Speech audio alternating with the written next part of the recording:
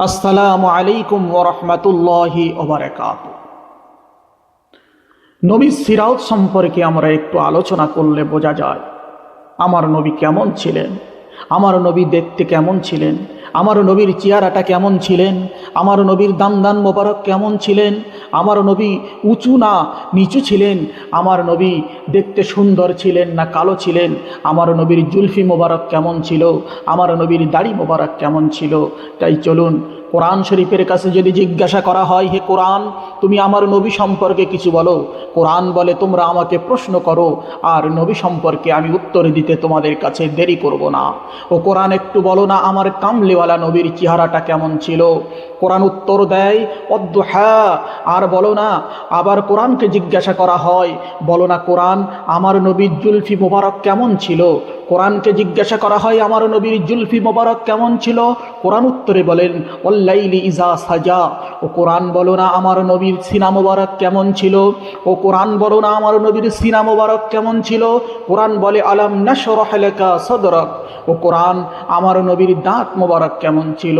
ও কোরআন বলো না আমার নবীর দাঁত মোবারক কেমন ছিল। কোরআন উত্তর দেয় ইয়াসিন। কোরআন বলো না আমার নবী রাগী ছিলেন নাকি শান্ত ছিলেন। ও কোরআন বলো না আমার নবী রাগী ছিলেন নাকি শান্ত ছিলেন। কোরআন উত্তর দেয় ওমা আরসালনাকা ইল্লা রাহমাতাল লিল আলামিন। ও কোরআন বলো না আমার নবী ধনভাণ্ডার কেমন ছিল। ও কোরআন বলো না আমার নবীর ধনভাণ্ডার কেমন ছিল।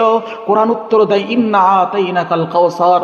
আমার নবী যেদিন দুনিয়া থেকে ইন্তেকাল করেছিলেন, আমার নবী যেদিন দুনিয়া ছেড়ে চিরবিদায় নিয়েছিলেন, আমার নবী যেদিন দুনিয়ার বুক থেকে চিরবিদায় নিয়ে যেদিন পর্দার অন্তরালে চলে গিয়েছিলেন, সেদিন কি হয়েছিল একটু শুনুন।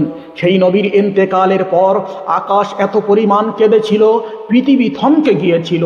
ফেরেশতারা আকাশ ভরিয়ে তার জন্য দোয়া করেছিল, যার জন্য আসমান জমিনের দরজা খুলে যায়, যার নাম শুনলেই ফেরেশতারা রহমতের দ্বার নামিয়ে দেন।